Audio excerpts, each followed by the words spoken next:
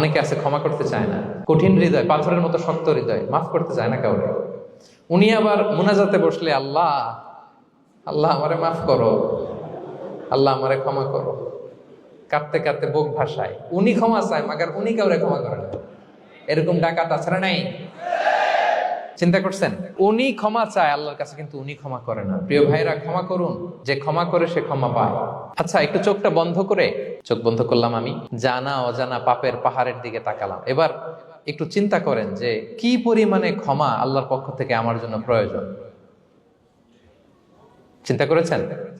এবার চোখ খুলুন, পাপের পাহাড়ের দিকে একটু তাকান। আপনার আপনার জানা অজানা যে পাপের পাহাড়, তাকান এবং ভাবুন এগুলোর জন্য কি পরিমাণে ক্ষমা আল্লাহর পক্ষ থেকে আপনার দরকার, প্রয়োজন। সেই প্রয়োজনের তাগিদে হলেও ক্ষমা করুন। খেয়াল রাখবেন, যে ক্ষমা করে সে ক্ষমা পায়, যে অন্যকে ক্ষমা করে না সে ক্ষমা পায় না। তাহলে আল্লাহর কাছে ক্ষমা চাওয়ার আগে আপনি আপনার পাশের লোকদেরকে ক্ষমা করবেন। পারা যাবে তো ইনশাআল্লাহ? ক্ষমা এটা সবাই করতে পারে না, এটা অনেক বড় মহৎ গুণ। যার হৃদয় বড় সে ক্ষমা করতে পারে।